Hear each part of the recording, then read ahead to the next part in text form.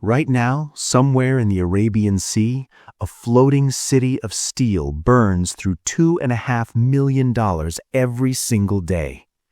The USS Abraham Lincoln, 5,000 sailors, 70 aircraft, nuclear reactors humming beneath the deck, is patrolling waters that could ignite a regional war. But here's what the headlines won't tell you. This carrier isn't just a weapon, it's a financial instrument. Every hour it operates, every missile it intercepts, every jet that launches from its deck adds another line to a balance sheet that no one in Washington wants you to see. The Abraham Lincoln was built for power projection, but in 2026, it has become something else entirely, a symbol of the hidden costs that drain a superpower from within. Welcome to the financial system. Control the money, control the history. And remember, simple is never easy. To understand what's really happening to the Abraham Lincoln, you have to understand the financial trap it sailed into. In November 2025, the carrier departed San Diego for what was supposed to be a routine Indo-Pacific deployment, but routine ended quickly. By January 2026, as tensions with Iran escalated, the Lincoln was redirected, pulled from the South China Sea and sent racing toward the Persian Gulf. On January 26th, it arrived in the Gulf of Oman, joining the largest American military buildup in the Middle East since the 2003 invasion of Iraq. 2 carrier strike groups, hundreds of aircraft, thousands of cruise missiles positioned across the region. The stated mission was deterrence, to pressure Iran into abandoning its nuclear ambitions. But the real story was already being written in numbers. Because every day the Lincoln stays on station, the financial meter runs, and it never stops. That daily cost, $2.5 million just for the carrier, doesn't include the destroyers, the submarines, the supply ships, or the aircraft burning fuel overhead. When you add the full strike group, the number climbs to $6, sometimes $8 million a day. Here's what most people don't realize about aircraft carriers. They are the most expensive objects ever built by human hands, and the most expensive to operate. The Abraham Lincoln cost $2.24 billion when it was commissioned in 1989. Adjusted for today's dollars, that's nearly $7 billion. But the construction cost is just the beginning. The Air Wing, 70 aircraft including F-35C stealth fighters and F/A-18 Super Hornets, adds another $3 to $5 billion in hardware sitting on the flight deck. Every F-35C costs over $100 million. Every hour it flies costs $42,000 in fuel and maintenance. The ship's 5,000 crew members draw annual salaries exceeding $400 million. Feeding them, 17,000 meals a day, costs $65,000 daily just in raw food. And the maintenance never stops. Saltwater corrodes everything. Systems degrade. The annual maintenance budget for a Nimitz-class carrier averages $720 million. Halfway through its 50-year lifespan, the carrier must undergo a refueling and complex overhaul that takes nearly 4 years and costs over $4 billion. This is the financial reality of American naval power. It is breathtakingly expensive to build and even more expensive to sustain. And that expense creates a vulnerability that America's adversaries have learned to exploit.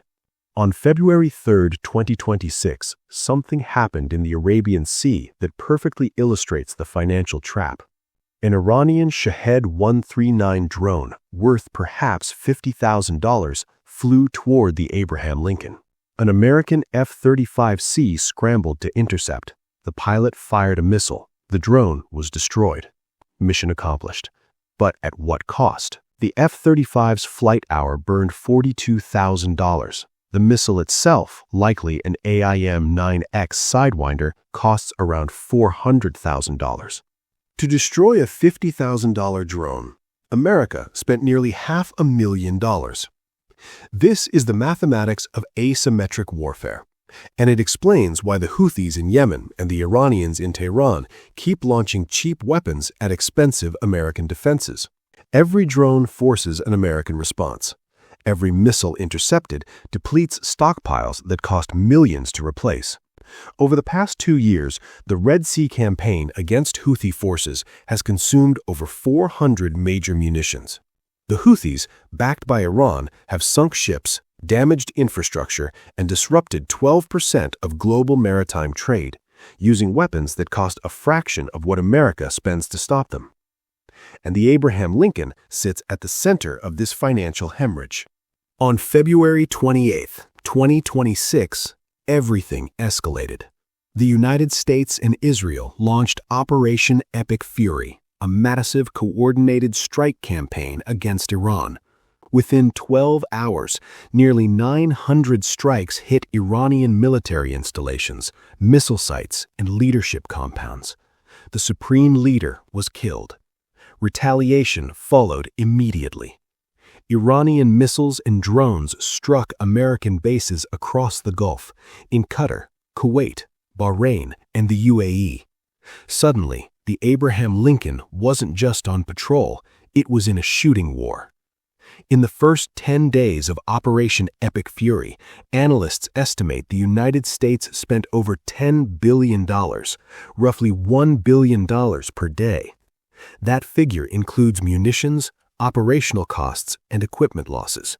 An early warning radar in Qatar, struck by an Iranian missile, alone was valued at $1.1 billion. 3 F-15E Strike Eagles were lost in a friendly fire incident with Kuwaiti air defenses. Replacement cost, $282 million. Multiple drones were shot down. THAAD radar systems were damaged. The financial toll mounted with every passing hour. But the costs don't stop at the battlefield. The Red Sea shipping crisis, fueled by Houthi attacks and now compounded by the Iran war, has reshaped global trade in ways that touch every consumer on the planet. Container traffic through the Suez Canal has dropped by 90%. Ships now reroute around Africa's Cape of Good Hope, adding 10 to 14 days to every voyage. Freight rates on Asia-Europe routes had surged 200 to 400% above pre-crisis levels. Factories in Europe have halted production due to delayed components. Retailers have missed seasonal inventory windows. Inflation has accelerated. The Houthis, with their cheap drones and missiles, are blocking an estimated $10 billion in cargo every single day, and the Abraham Lincoln, positioned to deter these attacks, has not stopped them. It has only made American involvement more expensive. This is the cruel arithmetic of modern naval power. The carrier costs millions to operate, but it cannot prevent disruptions that cost billions. So, what is really happening to the USS Abraham Lincoln? It is burning money in a region where money alone cannot buy victory.